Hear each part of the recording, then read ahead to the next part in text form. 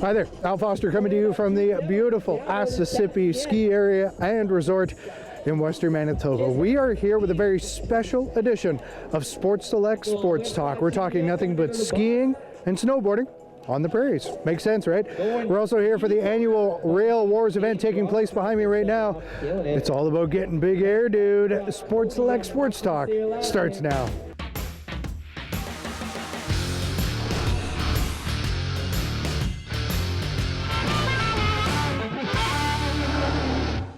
And here to help us kick off our Asessippi coverage is none other than the General Manager, Newell Johnston. Thank you so much for having us here. Yeah, no problem. Thanks for coming out to see us today.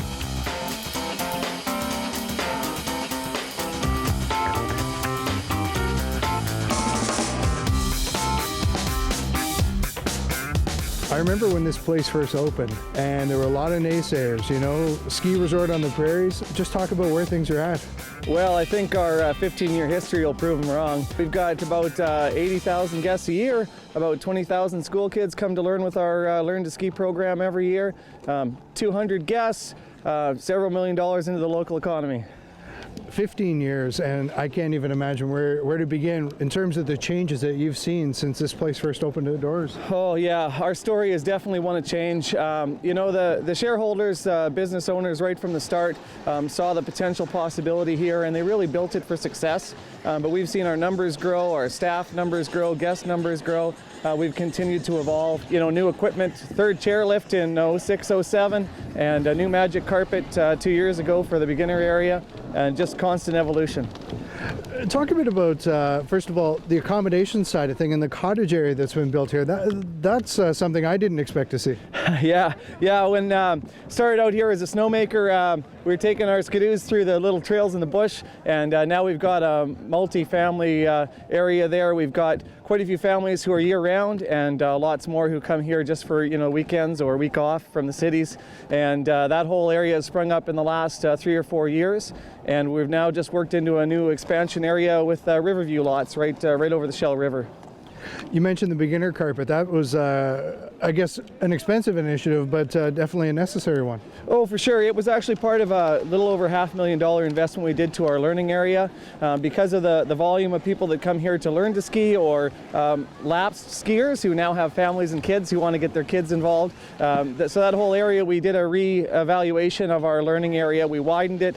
We changed the pitch and the grade to be nice and forgiving for the people learning how to ski. And the magic carpet was a real improvement. It's so easy. You just stand on and up you go, and it really gets occupancy, and the efficiency of flow up there really increased with that as well. So, you mentioned the numbers, Newell, and that is astounding. Just talk about where you're drawing some of your visitors from.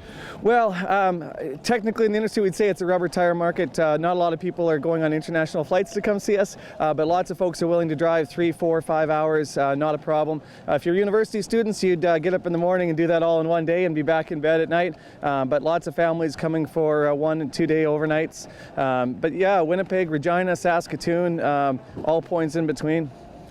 And talk a little bit about staffing too, because that must be a challenge sometimes, but I heard some accents in there. You're getting people from all over the world, aren't you? Absolutely we are. About 5 or 6 years ago, we noticed that we were getting people finding us from other areas. We had a couple who worked at Churchill for a season, and a couple of their guests said, well, if you wanted something else to do, there's a great place for you to come and work. And they found us, and we since became a little more interested in the international flavor. We've been going over to Australia and New Zealand now for 5 years. I go over and do the hiring in our summer, their winter. Hard to get away from winter. It's always happening somewhere in the world. And we currently bring in about 20 or 25 individuals from Australia and New Zealand. And we usually get a couple of extras who come and find us. We've got a ski instructor this year, just started with us a couple weeks ago from Germany. We've got cashiers from Eastern Europe. It's a place to be.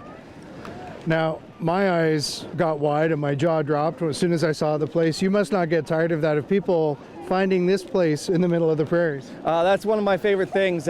We find people who haven't been here before, you can really get that sense of awe when they come into the courtyard area, when they drop over the edge of the valley and see what's laid out here, and when they see the size of the chalet and just the capacity we have here to please our guests.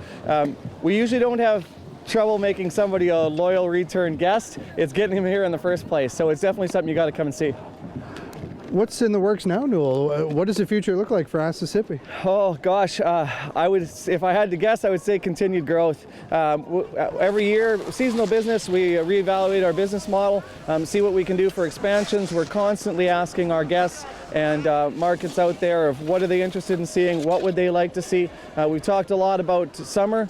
We've talked about ways to continue to improve our winter product as well. So really just depends on season to season and what our markets are trying to have us do out here. So.